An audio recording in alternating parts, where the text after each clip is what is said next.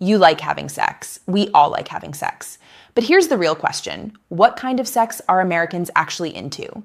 Hi, I'm Dr. Narita, a board-certified urologist with 12 years of experience helping men protect their prostate, improve performance, and feel confident in their sexual health. And today, I'm breaking down the top 10 sexual activities Americans are into, based on one of the largest nationally representative studies ever done on this subject. Now, before we get started, let me ask you, where are you watching from? Drop it in the comments.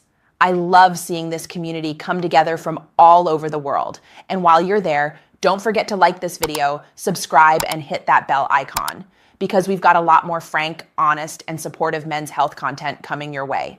And trust me, number 9 and number 10 on this list are going to shock you. Here's something I want you to remember right up front. There's no single normal way to express your sexuality. Too often men come into my office worried, is it normal that I like this? Is it strange that my partner asked for that? Am I the only one who does this? And the truth is, sexuality is as diverse as fingerprints. What feels intimate, exciting, or pleasurable to you may be different from your neighbor, your coworker, or your brother-in-law. And that's okay. This study shows us one big takeaway. You are not as unusual as you might think. Millions of people are exploring, experimenting, and enjoying a wide range of activities, most of them perfectly healthy, normal, and common. So where does this information come from?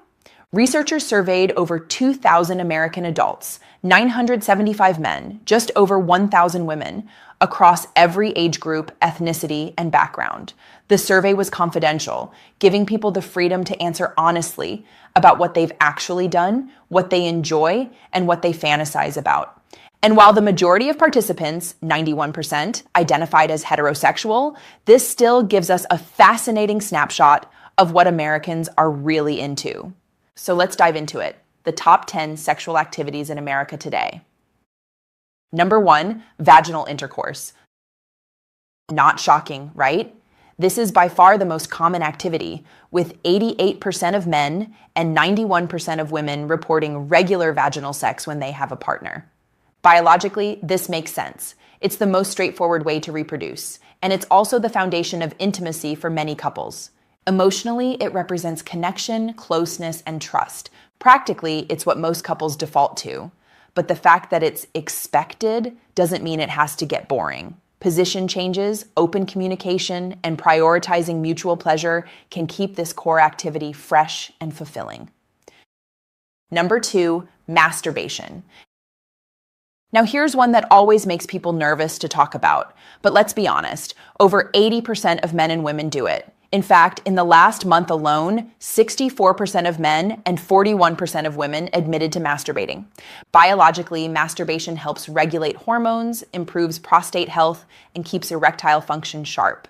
Emotionally, it reduces stress and helps you stay in touch with what feels good for your body. Practically, it's private, accessible, and requires no partner. As long as it's not interfering with your relationships or daily life, it's completely normal and in many ways beneficial. Number 3, oral sex. Giving and receiving both are extremely common, with more than 80% of Americans engaging in oral sex at some point. Here's the catch. STIs can still be transmitted orally. Herpes, HPV, gonorrhea, syphilis. So from a urologist's perspective, protection matters. Condoms or dental dams aren't glamorous, but they're effective. The bigger picture? Oral sex is often seen as a sign of generosity and intimacy, partners learning to please one another beyond the basics. Number 4, watching pornography. Controversial? Absolutely. Common? Even more so. 82% of men and 60% of women report watching porn.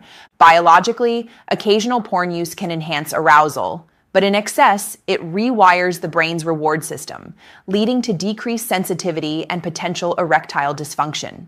Emotionally, it can create unrealistic expectations. Practically, moderation is the key.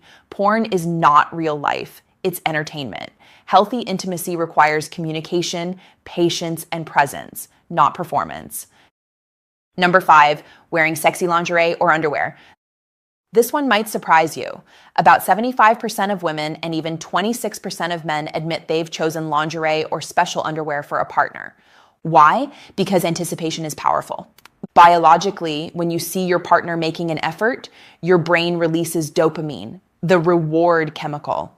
Emotionally, it's about saying, you're worth the effort. Practically, it's such a simple way to inject novelty and excitement into long-term relationships. Number 6, sexting or sending nude photos. This is where things get risky.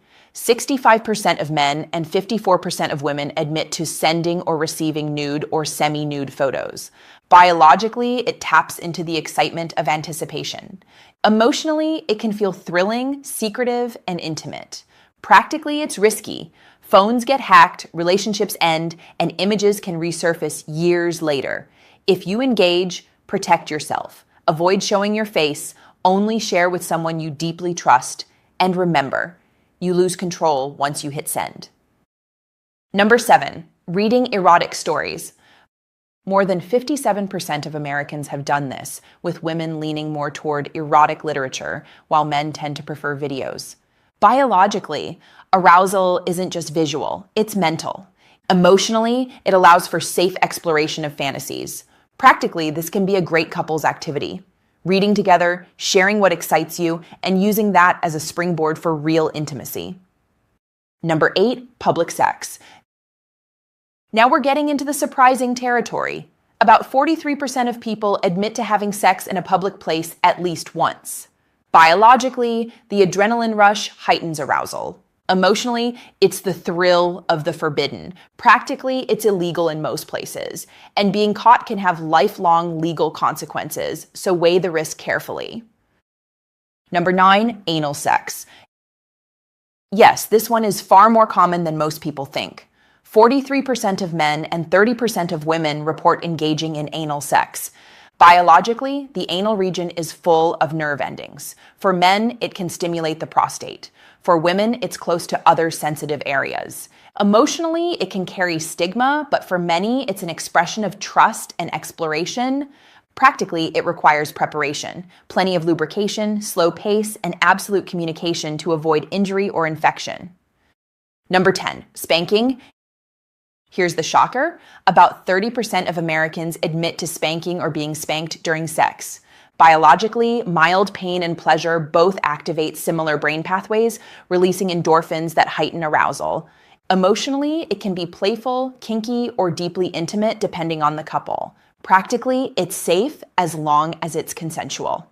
Agree on boundaries, safe words, and comfort levels. So what does all this mean for you? Talk openly with your partner. Curiosity and communication build trust. Prioritize safety. Whether it's STI protection, digital caution, or physical preparation, respect your health. Explore slowly. Novelty can be exciting, but it's most rewarding when approached with patience and care. I want you to hear this clearly. There is nothing strange about you. If you've tried some of these activities, normal. If you've never tried them, also normal. If you're curious but hesitant, that's okay too. Your sexuality is valid and your desires are part of being human.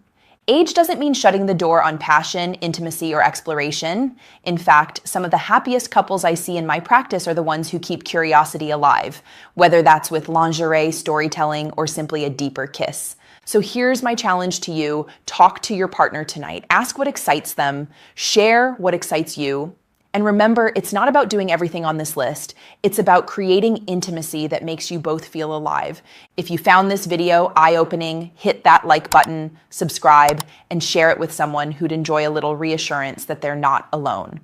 I'm Dr. Narita, reminding you, your age does not define your vitality. Small changes can spark big transformations in your health, your confidence, and your intimacy. See you in the next video.